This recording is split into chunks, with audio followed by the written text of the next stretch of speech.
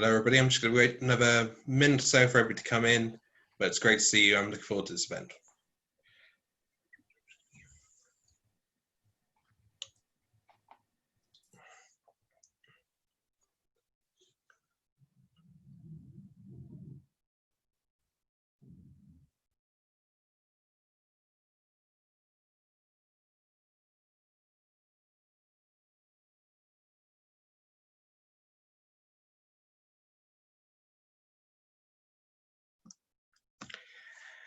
Hello, everybody, and welcome to the 8th Young Fabian Conference event on healthcare inequalities and COVID.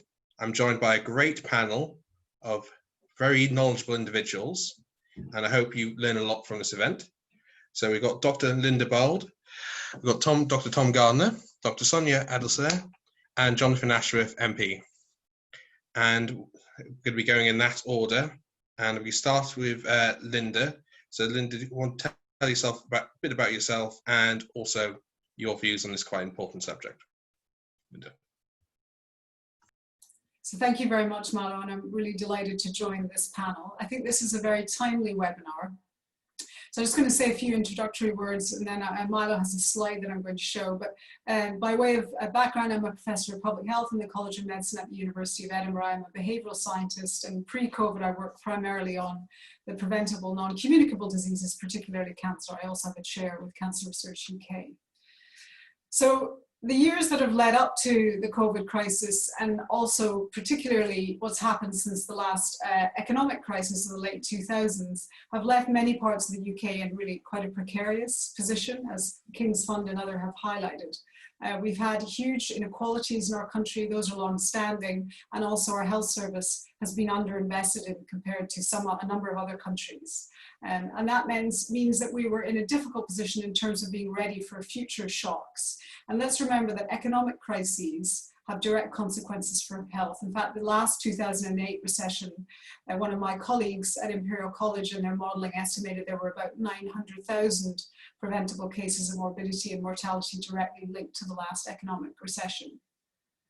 So in looking at how COVID-19 has affected inequalities in the UK, we know that the most deprived parts of the UK have twice the rates of death involving COVID-19 than the most affluent. And that is not unique. So inequalities in mortality, if you pick a non-communicable disease, cancer, CVD, diabetes, even dementia, is unequally distributed across the country. And then of course we have attributable deaths from suicide, from drug and alcohol use, and other conditions. So these are inequalities that are long-standing in health. We also know that the virus has disproportionately affected certain groups, as I'm sure other speakers will touch on, our ethnic minority communities. And it's really taken a global pandemic to shine an even more stark light on the inequalities in UK society. And I wanted to draw your attention to the work in the slide of my colleague Margaret Douglas and others from Edinburgh and Public Health Scotland, who published a paper which I think not just only touches on the inequalities that COVID has seen in terms of hospital admissions and deaths, but also the unintended consequences of the public health measures taken to address COVID-19. And by that, I don't just mean lockdown, a term I'm not very, from a behavioural science perspective, is a difficult term for people to deal with, but the restrictions on our mobility and our interactions both with the economy and our loved ones. And if you have a look at the schematic that Douglas and colleagues have developed, if you look on the side, what I can see on the left-hand side of my screen, those are the directly attributable COVID-19 effects that you see. So the direct health impacts, which I've said are unequal, also the fear and anxiety that's caused about the disease specifically. And then in relation to things like isolation, illness, and caring responsibilities for workers. We've also had fewer staff in health and social care, and we've seen the effect, for example, on surgery, cancer treatment, etc., through the pandemic. And we also have people not presenting for care for other conditions, not being willing to bother their GP, not being willing to go to accident and emergency and dying at home instead. And so you can see there's directly attributable to COVID outcomes that are associated with that. But then if you look along the top, there are all these other impacts which are unequal in relation to home isolation, restriction of non-essential sectors, not being able to use public transport, and then importantly, perhaps most significantly, the closure of educational facilities. So many of our children and young people having no real education for over 5 months, with homeschooling being unequally successful in terms of access to technology and support in the home. And in the middle of the schematic, what you see is some of the other impacts that we know are caused by the crisis: loss of income, food poverty, additional costs that people have had to bear in terms of being at home for their heating and their childcare, directly attributable consequences such as substance misuse. And we know from the figures, particularly from National Records Scotland, that there are more alcohol attributable deaths that have probably occurred as a result. And we know that probably harmful and hazardous drinkers, around a fifth of the population, have been drinking more. You have vulnerable people who've been isolated with abusers during the lockdown period. And then you can see underneath some of the more indirect effects, but certainly very important: physical inactivity, the changes to our diet and the impact on obesity, and the reduced access to basic necessities, and then issues to do with debt, housing, and insecurity. So these are all indirectly attributable morbidity and mortality effects. They're unequal. And the comment I just want to end in is the writer Ellie Sharrock, who some people will be familiar with. She recently had a widely distributed essay called How to Stay Sane in an Age of Division. And she asked the question, when all of this is over, how do you want the world to be different? And I think if there's one thing that we can do in this sort of era of talking about, not now, but in the months to come, building back better, we need to really retain a sharp focus on inequalities, not only in health, but the root causes of those inequalities in health, which are societal and economic. So I hope that's useful just in terms of opening remarks from me.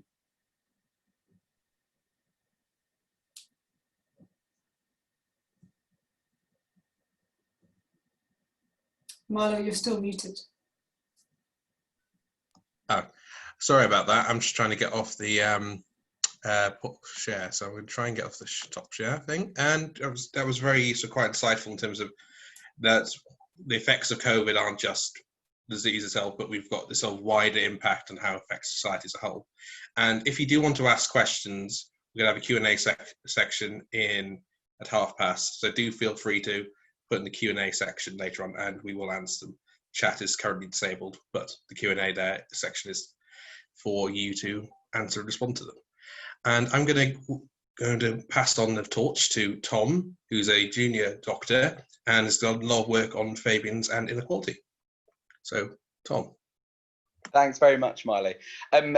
When Milo asked me to take part in the panel, he asked me if I wanted any slides, and I thought of about 10 graphs or charts I could show you to illustrate the effect of COVID on health inequalities. But then I had a word with my inner nerd and reminded myself that sometimes discussions about health inequalities can risk becoming overly academic and overly abstract. So I wanted instead to just touch on a couple of experiences that I've had during the pandemic that have given me an insight into the effect COVID has had on health inequalities. So as Milo said, I'm a junior doctor, and during the peak of the pandemic, I was working on a respiratory ward at St Mary's Hospital in London. And I was working on the high dependency unit, so almost a step just before intensive care, so where the patients are quite unwell. And it took probably a couple of weeks for the first news stories to start coming out that told us that COVID was having a disproportionate impact on BAME individuals. And it's amazing just how true that phenomenon was mirrored in front of my eyes. So there was one point at which all 8 patients in that high dependency unit were BAME.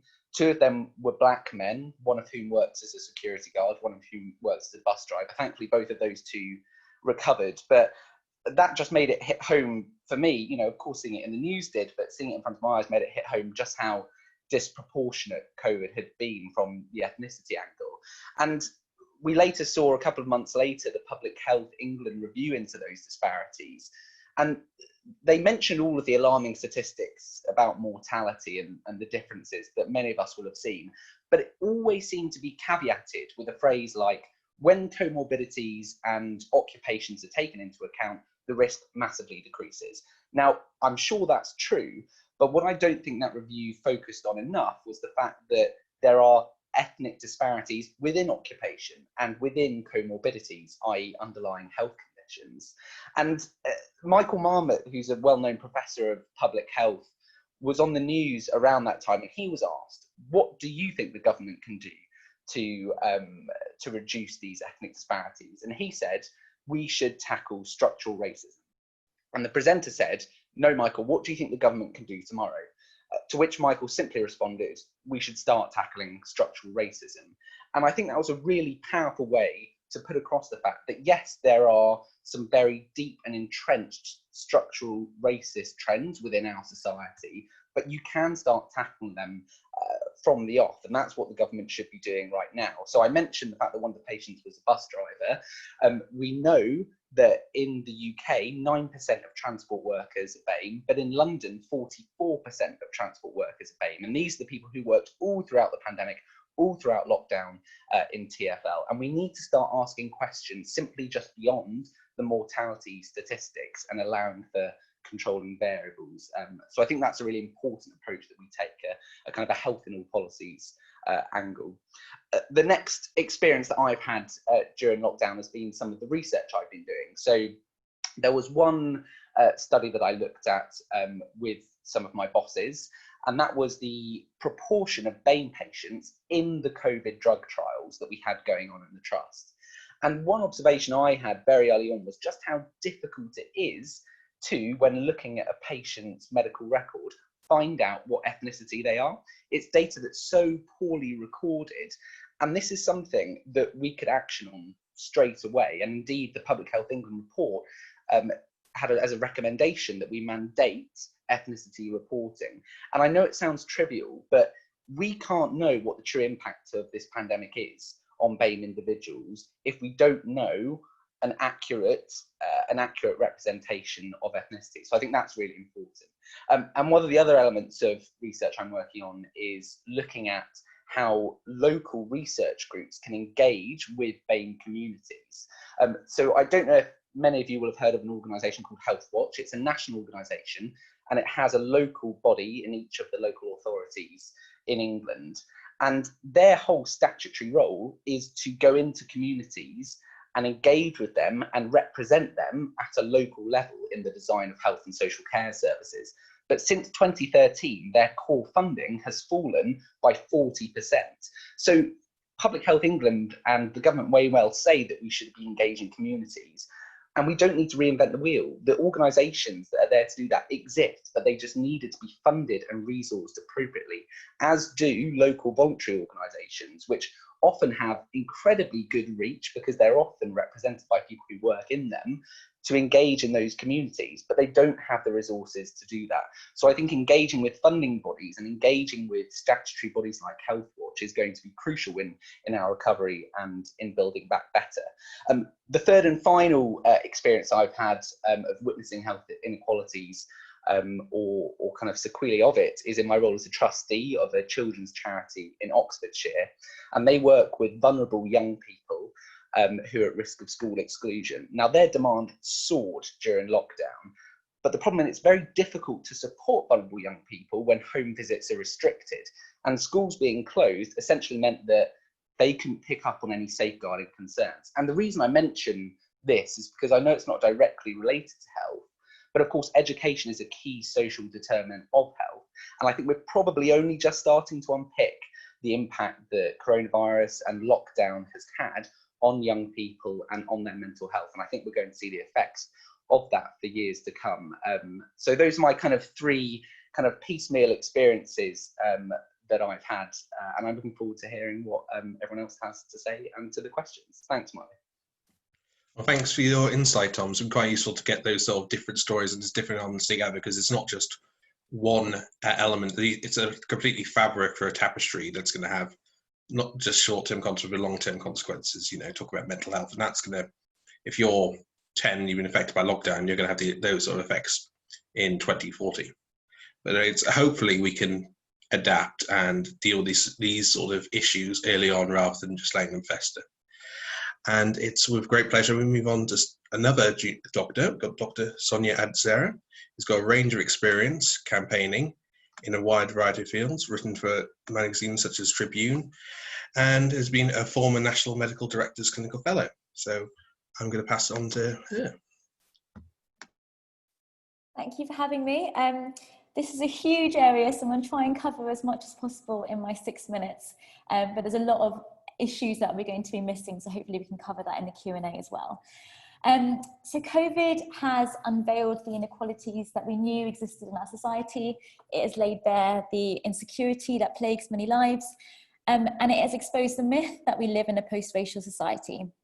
And the first thing that I'd want to clarify, the disproportionate deaths that we've seen amongst racialised communities is not down to genetics, as some commentators have inferred. There isn't a black and brown gene that makes brown bodies innately weaker to illness. Race is a social construct, but how you are racialised in this world has a massive impact on your health. Because your health is very much a product of the world around you, as others have said. So your exposures, your stresses, your occupation, your wealth, the air that you breathe, all impact your ability to live healthy lives and your well-being. So that's why, you know, in this country today, a girl born in the most deprived areas of the country can expect to live 19 fewer years of good health than someone grown in a wealthy part of the country. So we know that ethnic minorities in this country are overrepresented in low income and precarious work, more likely to live in poor substandard housing, more likely to be financially insecure. So a average Bangladeshi family or an average Black African family has 10p to every pound of wealth that a white British family has. So unsurprisingly, you know, as others have stated, racialized minorities in this country are more likely to have chronic health problems, so like heart disease, hypertension, and are more likely to have health problems at a younger age. And as Linda touched upon, this is similar as well, you know, this picture of chronic health problems is something that we also see amongst all ethnicities living in the most deprived areas of the country. And this has been reflected in the deaths that we've seen from COVID. So those living in the most deprived areas of this country have been dying at 2 times the rate from COVID than those in the more wealthy parts of this country.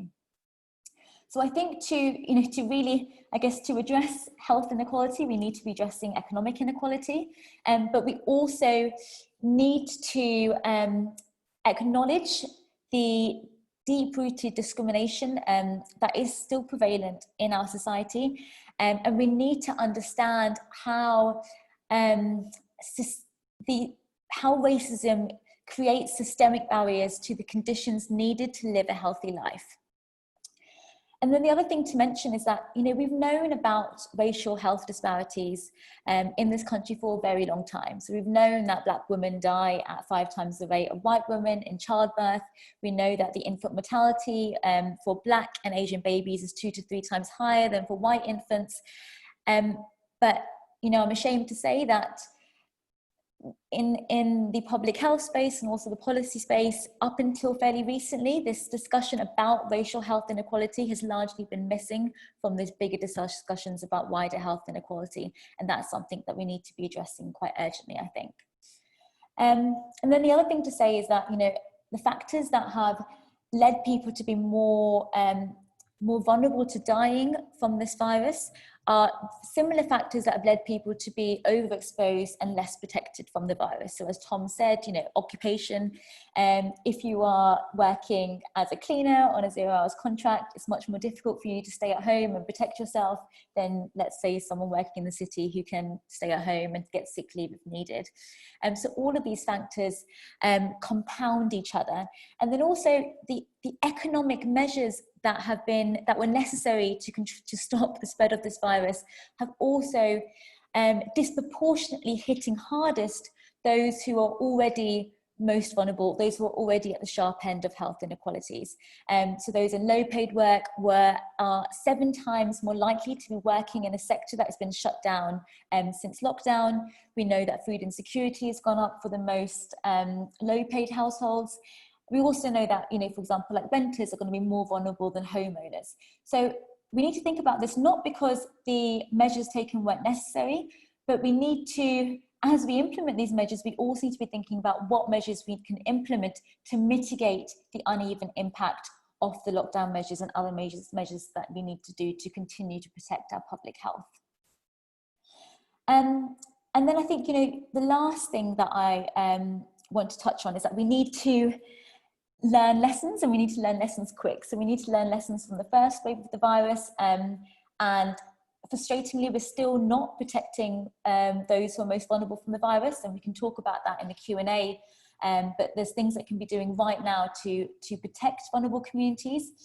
And then secondly, and I think we need to be really, really clear on this on the left, inequality is not inevitable. Inequality is a consequence of failed social policy.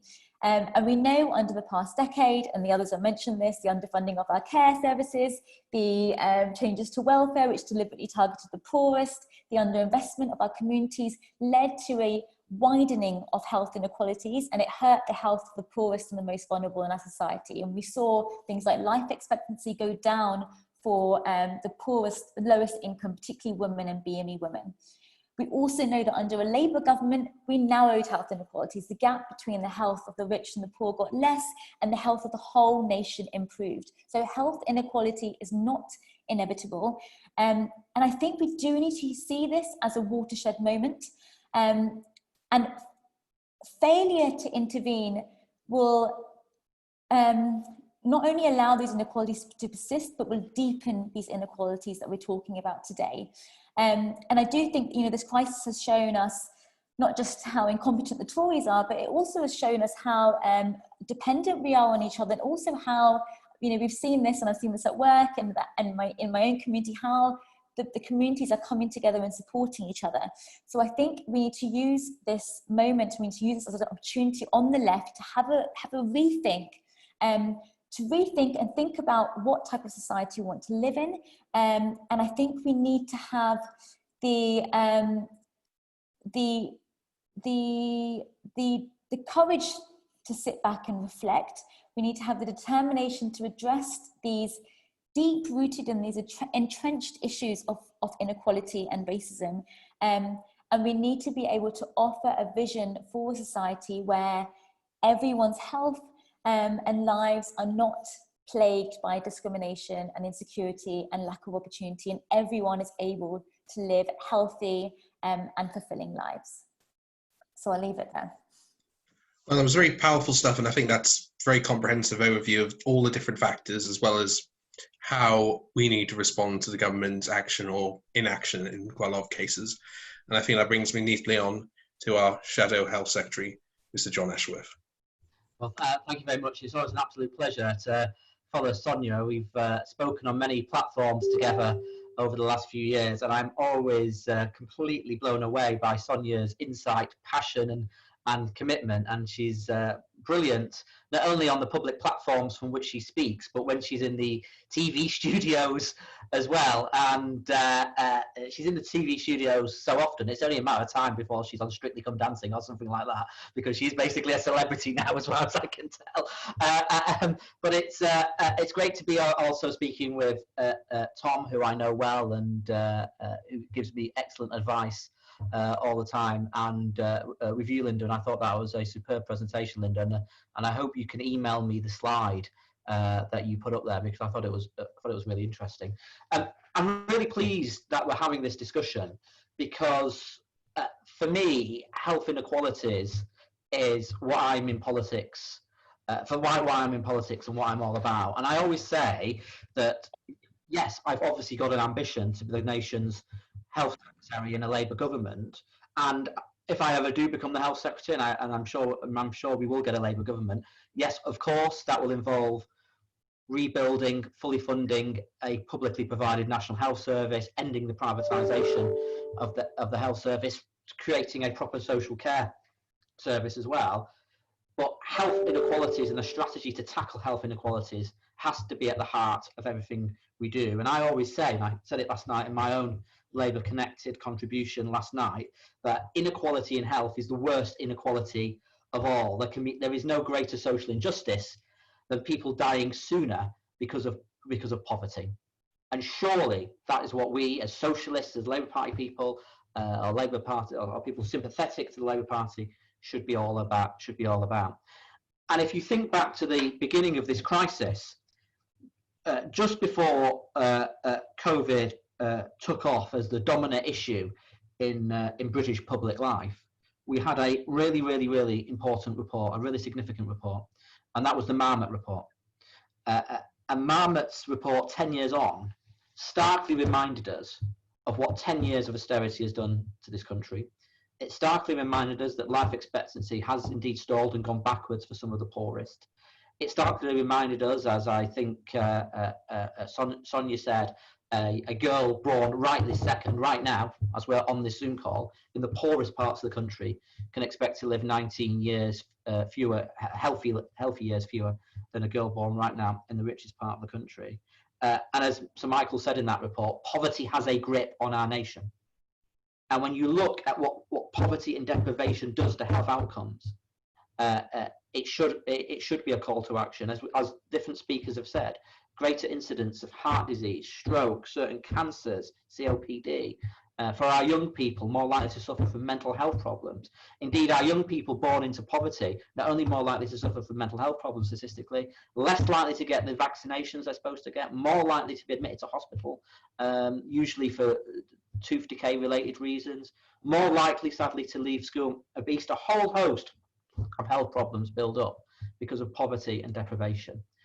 And the reason I make this point, and the reason I think it is so powerful that Michael reminded us of this, just as COVID really, well, there's a debate about when COVID was taken off, but certainly took off in the media's point of view, is that report demonstrates and reminds us and gives us the evidence that the reason why our response to this crisis was so poor isn't just because of the misjudgments, the mistakes, the incompetence of Boris Johnson and Matt Hancock and the other ministers. The reason our response to this crisis has been so poor, so woeful compared to other parts of the world, is because 10 years of austerity left us ill-prepared and vulnerable to a pandemic. It left our public services ill-prepared and vulnerable. So our National Health Service didn't have capacity. That's why we had to discharge patients quickly into social care in order to build the capacity, because we've been running the NHS, we've stretched the NHS over so many years. The problems we faced in social care was because of years of cuts to social care. The reason we weren't able to quickly scale up the testing and tracing we need was because of cuts to public health services over many years. But the reason why the virus took off with the virulence that it did is because of the poverty that austerity has created, because of the low paid work, which is a feature of austerity economics, because of our lack of investment in housing, which meant people were living in and still live in overcrowded accommodation, which is the perfect breeding ground for viruses like this to spread. And of course, as both Tom and Sonia have said and explained with great eloquence, many from our Black, Asian, minority ethnic communities live in these areas, live in these circumstances, are in these poor paid public facing jobs, which has left them more cruelly exposed to the virus. So it should come as no surprise to us that when we look at the condition of Britain after 10 years of cutbacks and austerity and widening inequality and poverty, that we would have the worst response, and that the poorest, and many of those from Black, Asian, minority ethnic backgrounds, would be disproportionately impacted. So that is why this moment has to be a moment when we come together as a country and say inequality makes us ill as a country, and it has made us poorly prepared and vulnerable to this virus. At a time, by the way, when because of climate change, urbanization, deforestation, we'll likely see more pandemics in the future, not less. So tackling inequalities has to be an absolute top priority for an incoming Labour government, because as Sonia said, it need not be inevitable. But equally, just like it is not inevitable, it is not self-correcting. You need Labour governments to intervene to deal with it, not only to improve the conditions that people live in and create the conditions for them to live healthier, happier, longer lives, but also to protect us in the future from further pandemics, which will be an inevitable consequence of climate change if we don't tackle climate change. So what are the things that we have to do? Well, obviously, we have to have, I believe, a health and all policies approach in government. You know, health should not just be the responsibility of the Secretary of State for Health, it should be the responsibility of every cabinet minister and local government as well. We have to tackle child poverty. At the moment, our child poverty levels before the virus were likely to hit the highest levels since Thatcher and Major, because of the cuts which are coming down the line universal credit and things like that. We need to deliver a system which is a proper social care system for people, because we know when you look at the figures that one of the reasons why our life expectancy trends have gone backwards for some of the poorest is often because of poor quality social care provision. We need to get real and deliver a proper, well-resourced mental health service that deals with addiction particularly as well. Those of you who know me personally will know addiction is a very personal passion of mine because of my family circumstances. But we are now beginning to see a phenomenon in this country, which is well established in the United States, so-called deaths of despair, where increasing numbers of people are dying from drink abuse, drug misuse, and suicide in their 30s and 40s. We're seeing the beginnings of that in this country, something that's been the United States has grappled with for years. So addiction, I think, is becoming a growing issue. Obviously, I mean, the points that Tom was making about schooling and education are absolutely spot on as well. Just a final point, because I know people want to ask questions, and I've gone over my time limit, is that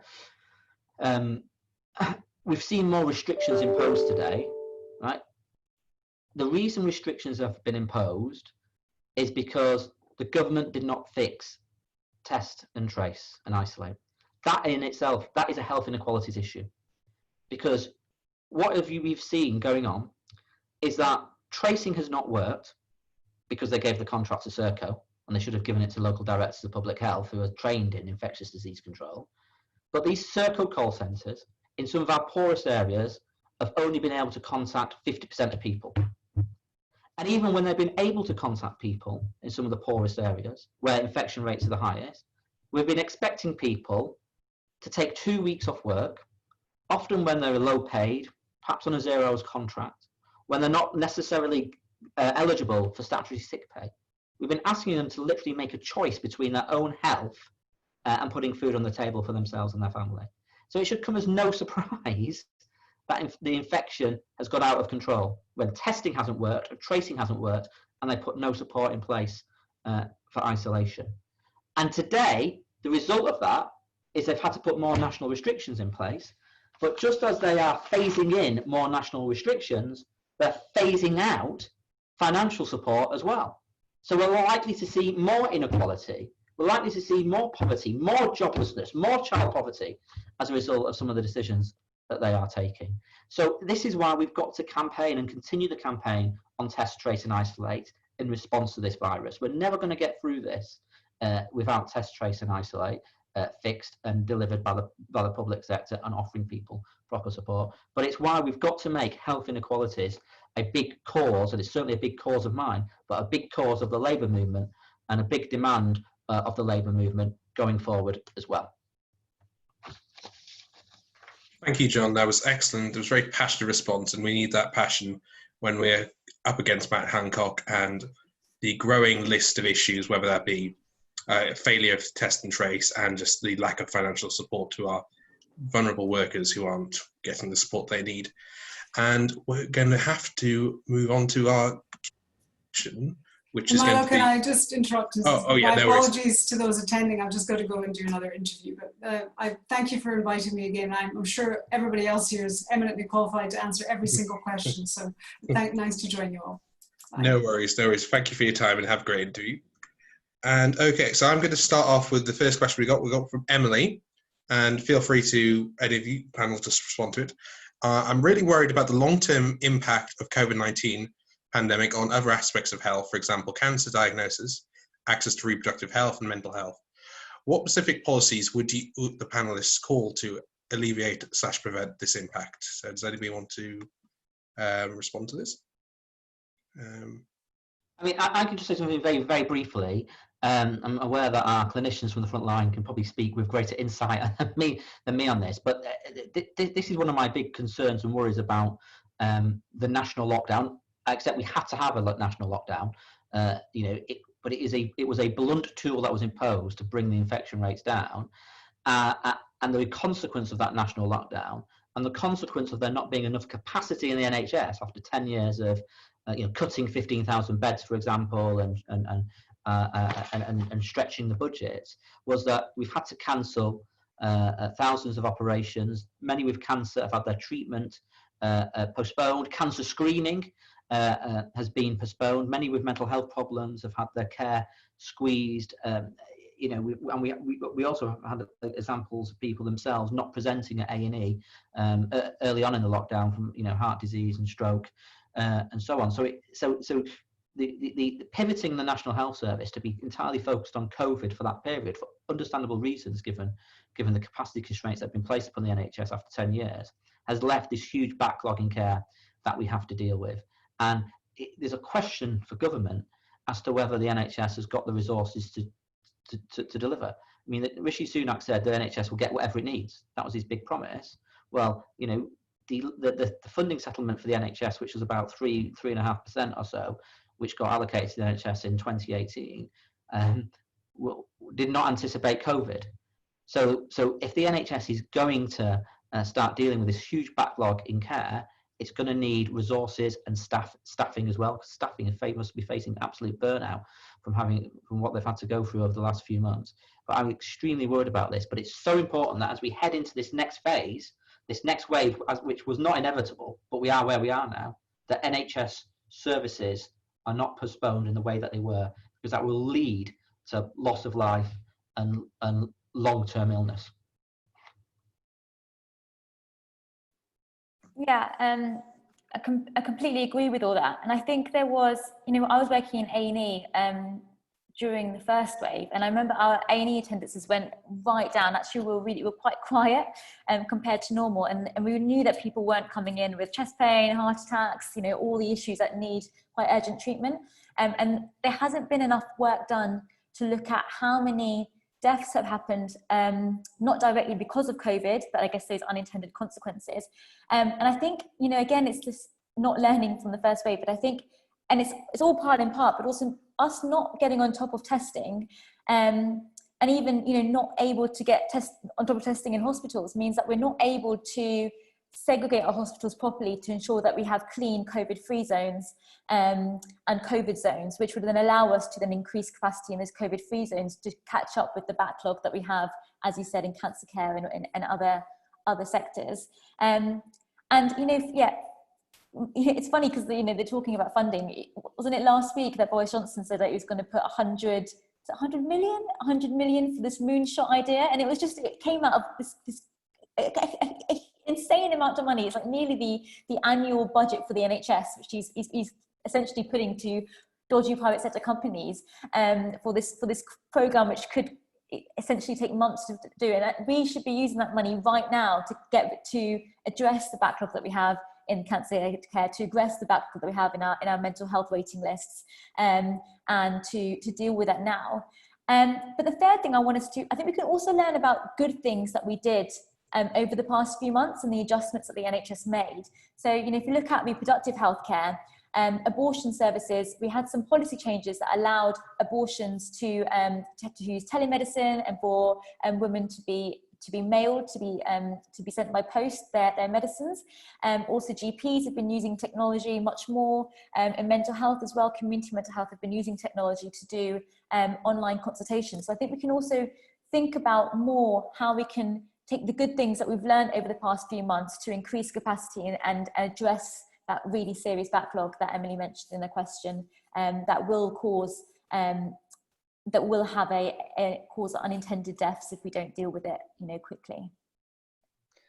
I would completely echo the point about testing being critical to getting cancer services, not really just getting back to how they were pre-COVID, but they need to surpass that, because there's such a backlog, as John mentioned, that it will inevitably have had a significant effect on morbidity and mortality from cancer. And to be honest, the moonshot testing thing was mentioned. The addition we had to that yesterday was Dido Harding supposedly telling a group of business people that would only be available, at least initially, to people who paid for it privately. And the idea that the government is investing this much money in something when they haven't even got the basics of test and trace right, including for NHS patients, is honestly beyond me. So I think something needs to be done about the approach to test and trace. That's quite a fundamental shift, because that is just completely out of order. That would be a policy, I think. The concept of mental health was mentioned. I think we have to accept the reality that services like CAM, so child and adolescent mental health services, have been run to the ground so much over the past decade. They simply do not have the resources to catch up now. And we are in a situation where over the last few years, we've been reliant on third sector organisations to fill the gap.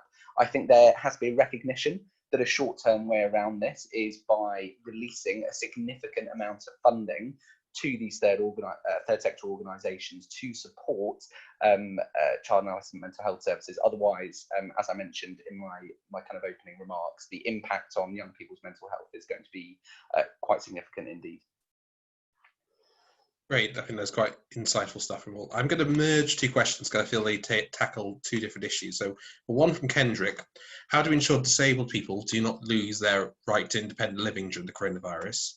And we had one from Luke: what measures can be taken to immediately protect vulnerable people? Because I think they're looking for two different sides of things, because how do you protect vulnerable people, but at the same time make sure disabled people are living as full a life as possible? Because, you know, being shut in all day isn't good for your health, even if it's protecting against virus, you know, and also the effect on mental health is quite worrying as well. So I don't know if anybody has got any points on how to protect vulnerable people, but also make sure these people are getting as rich filling experience as possible. Yeah, I can answer this. So first, to Kendrick's question about allowing vulnerable people to ensure that they can live fulfilling lives. And I think, you know, there's been essentially two in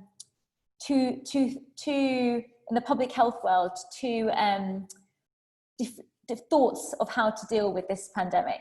And I guess, you know, the Sweden approach and the Professor Cowell approach is to essentially let the virus run through the population, and then the approach that of others, so some other, you know, like Trish Greenhalgh, the Independent SAGE Committee, are essentially saying we need to be quite aggressively get the virus right down, so aggressive measures to suppress the virus, and we do that with having a very good test and trace strategy, and we were supposed to do that with lockdown, but because we didn't have the good test and trace strategy, it's now allowed it to come up again, but essentially you suppress the virus right down, and then you have really good testing tracing, so you're able to catch local outbreaks really quickly, and then it essentially allows all of us to go back to normal life, and to, you know, go to work, see our loved ones, contribute to the economy.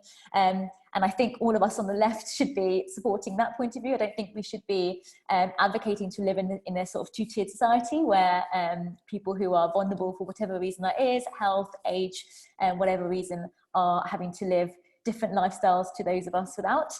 But I think, you know, and then moving on to Luke's question about what can be done right now to protect vulnerable communities. And I think, you know, risk assessments is really important. They've started to come in the NHS, and essentially you are, you know, I think this should be in all workplaces. So it should be on all employers to make sure they're doing risk assessments on all their employees, and identifying not just who's at risk, but also who is living with people at risk. And then there needs to be, and I guess this needs to be enforced on employers to ensure that anyone that's identified to be at risk or has loved ones at risk, that they are not being forced to come in, and if they can't do their job, that they are being then, you know, they're not losing their job, they're not losing out financially. This is, you know, we have this even a problem in the NHS. So NHS workers, if you're employed by the NHS like me, I can, if needed, take time off and get paid. But then we've got people in the NHS like our cleaners, our porters, many of them who are not actually employed by NHS, they're outsourced to private sector companies. Many of them don't have things like sick pay in their contracts. So if they were identified to be at high risk, they could essentially, and if they couldn't go into the workplace, they would essentially not get paid. And that situation is something that we need to be addressing right now, because it puts the most vulnerable lives, continues to put their lives at risk. Yeah, exactly that. How to protect vulnerable groups. I mean, there are so many, as we've mentioned, so many vulnerable groups that we need to protect. And a core to that is inevitably having a functioning test and trace system. But if we take for example, BAME populations as one vulnerable group and how we can protect them. I think as that Public Health England review, the stakeholder recommendations made it clear, we need to make sure that the local public health strategies are taking into account that not all communities respond to public health messaging in the same way. And I really think the need to solve that issue is very pressing indeed. We're on the precipice of a second wave. You've got communities all over London, for example, that for various cultural and social reasons just do not respond to some public health messaging in the same ways that other groups do.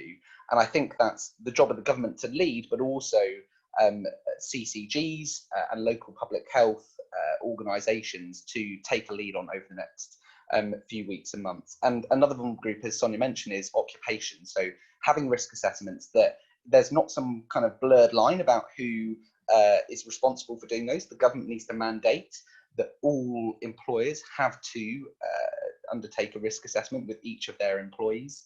And particularly in the health and social care sector, you've got people who are outsourced, who are on, as Sonia said, statutory sick pay at best, which is abysmal. And I think the left can be calling for an end of outsourcing. And I know that there are a lot of things going on during a pandemic and a lot of policies to advocate for, but we know, and I spoke to porters and caterers and cleaners during the pandemic who just weren't receiving the same messages that doctors and nurses were in hospital, and it's because they work in a completely separate organisation. So I think the left needs to be calling for longer term an end in outsourcing in the NHS, but shorter term some mechanisms to make sure that those vulnerable and precarious workers are protected. Yeah, I think that's a really important point that both Sonia and Tom made. If you run an economy, or you run your society based on austerity cutbacks, cutting corners, putting downward pressure on wages, terms and conditions through outsourcing, you leave your society vulnerable, exposed, ill-prepared for pandemics and other major economic shocks hitting them. And make the point which hasn't been made as much politically or in the public debate, has been made in the sort of scientific community, but hasn't been made or has given as much emphasis as I believe it should in the public debate, is that in the world of climate change, we are likely to see more pandemics. So we have to build resilience in our society.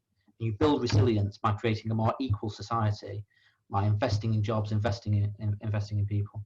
Just two other very quick points is that we want to and we have to avoid another national lockdown, because a national lockdown extracts a heavy social and economic toll on people, particularly vulnerable people, particularly those who will have to shield again, unquantifiable mental health problems associated with that. But if we get to a national lockdown, it's because of these failures of test, trace and isolate. And it's really important that we in the Labour Party keep making that point and keep calling for an effective test, trace and isolate. I mean, it's got to the point now where Boris Johnson, who used to say we'll have a world-beating system that will protect us, has literally now gone to today in the House of Commons. You might not have seen this, Sonia and Tom. Today, Johnson in the House of Commons, this is Johnson. Testing and tracing has very little or nothing to do with the spread or transmission of the disease. So he's gone from saying we'll have a world-beating system that will protect us to now saying it's nothing to do with the spread of the disease, because he cannot take responsibility for his own incompetence on the system. Final point is, we have really got to take on this argument, which is beginning to gain traction amongst Tory MPs, about there's nothing we can do, we just have to let the virus rip, we will shield the vulnerable and the elderly, and the rest of us will just have to put up with it, because that's the way we gain immunity.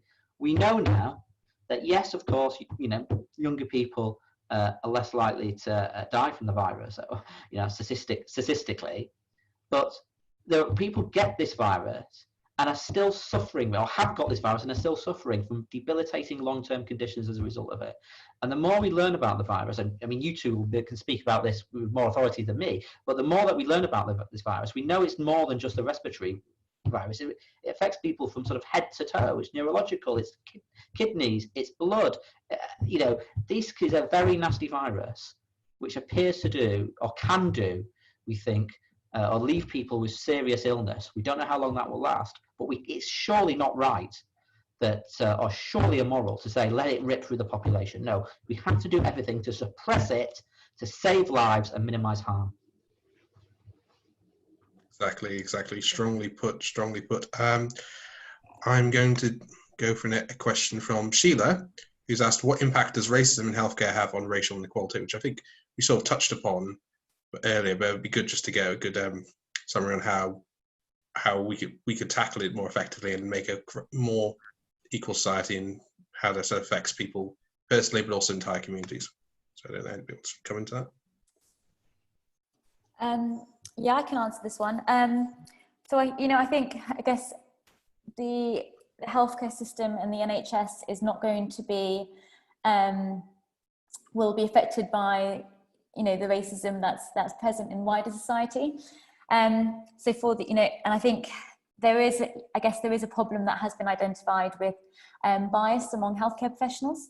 So we know that ethnic minorities, particularly women, ethnic minority women, there's been studies to show that healthcare professionals don't take their symptoms as seriously.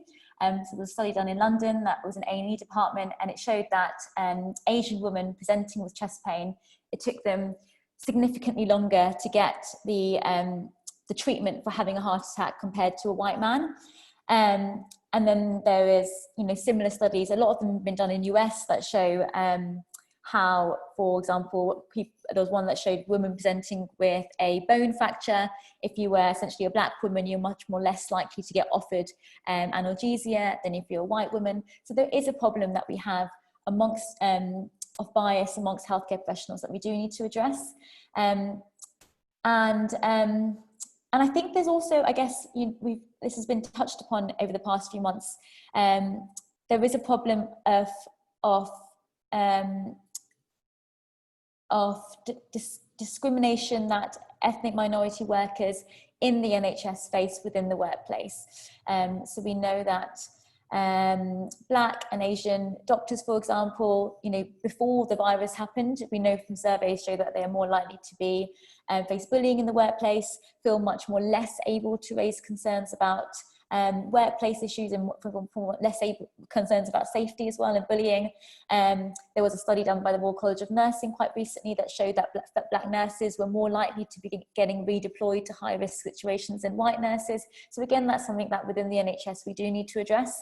And then, I guess there is something that a few of us talk about. There is a problem of, we call it, some people call it scientific racism, but how, I guess within the medical curriculum itself, how, ideas about, we've heard over the past few months, doctors going onto the news to talk about, there must be genetic reasons as to why black people are dying. And actually this type of thinking of, when we learn about conditions in medical curriculum, often we're taught, a black woman is more likely to have this than a white woman, but we're not taught about why that is. And I think there is a bit of a, we call it, political language, but decolonizing of the medical curriculum that needs to happen. And I think these conversations have been starting to happen with, the Black Lives Movement, but I think we're quite backward in this, in the medical world. Okay, I've got a lot of questions, so I'm just going to have to speed through quite a few of them. So, sorry. So got one from Emma here. Prior to COVID, people with cancer from socioeconomically deprived backgrounds, BAME, LGBT people experienced poor level of treatment and support, and cancer outcome and quality of life suffered as a result. With the additional impact of COVID on socio-economic factors that led to inequality, the impact of COVID on cancer backlog and financial impact on the cancer charities. What needs to be done to bridge the avoidable gap when cancer is a condition which has lifelong inequalities raised? I thought lots of people want to tackle, like, how do we tackle this backlog, not only in cancer, but lots of issues that are going to have a effect on people's lives in both the short and long term. So anybody want to bring on to how we tackle the backlog? I mean, just very quickly, well, it's going to be a resource issue. Sadly, my party, or our party, sorry, lost the general election, but we would have allocated to the NHS substantially more funding than what the Tories are giving it. Secondly, an issue around capital investment, because there's a lot of we've not got enough diagnostic equipment. We've not got, we've got a lot of our buildings are falling down, and to deliver the non-COVID care, we're going to have to do significant work on a lot of our buildings to make areas COVID secure and non-COVID secure. So you need capital investment and also workforce. I mean, we have asked our NHS staff to work under the most extraordinary pressures this year. I mean, they work under immense pressures anyway, but this year must have been absolutely extraordinary, and I pay tribute to Tom and Sonia for what they do on the front line. But we are facing a workforce crisis. We are still short of thousands of nurses, short of thousands of doctors, and the mental health impact that this must be having on NHS staff at the moment must be unquantifiable, which is why one of the things that we've been talking about is not just fair pay and decent support for training and ongoing training, but proper mental health and pastoral support for NHS staff as well, because we will not be able to clear these backlogs, whether it's in cancer or anything else, unless we have the staff to do it. Yeah, and I would add just very quickly that I think it's Macmillan that's been calling for a post-COVID national cancer recovery plan. I know it sounds like it could be quite vulnerable to can kicking, but I do think that something is important with cancer, and something which I think has a lot of political gusto behind it. That could be something that is worth pushing the government to do, and to do quite quickly. I think it carries rightly a lot of emotive sentience, and I think that's probably something worth putting short in the very short term. But as John said, a lot of this is structural stuff that sadly you can't replace in the time it's taken it to get as bad as it has. Yeah, I'll just add, so I used to work for Macmillan, and they did a lot of work on the financial impact that cancer had. And you can, if you just Google it, the statistics and the stories that we used to hear of how when you got cancer, if you were not able to work because of your cancer, how difficult people found just, heating their homes, or the cost of living, or, they really struggled. So many people struggled financially. And this is not just a problem of cancer, this is a problem of anyone with health problems that affects them and their ability to work. So I think just, adding to what others have said, we do need to be thinking about, the social security safety net, which is just not strong enough for many people. And that's obviously over the next few months, a lot more people are going to be affected by that. So making sure that everyone has that financial security, so they don't end up then being more vulnerable to ill health in the future, which is, I guess, the whole conversation we're having today. Indeed. I think it's been a very useful discussion. I do apologize to everybody who's asked a question and we haven't had time to answer. We could go on definitely for another hour, but sadly we have timing constraints. So I'm just going to invite everybody at the panel just to say one closing remark, and then the next event at 6 o'clock is AI and the UK. So if you want to learn about us and the future of robots, do stay on for that. But otherwise, a closing remark on COVID and health inequalities. Only 73 years ago, we built an NHS out of the rubble and the crisis of the Second World War, and out of this crisis, we need to rebuild our society with tackling health inequalities and promoting health and well-being at its heart. And we can do that, and I think we will do that when we get a Labour government. So thank you for all that you're doing as Young Fabians, and thank you for Sonia and Tom for your campaigning and for the work that you do in the NHS. And it's been a real pleasure to be with you this afternoon.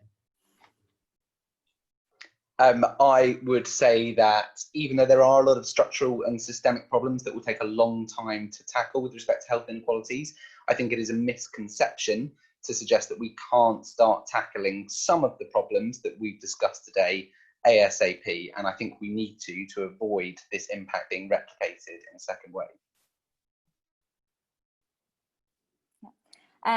Inequality is not inevitable. It is a failure of social policy, and like John Ashworth said, without intervention it will widen.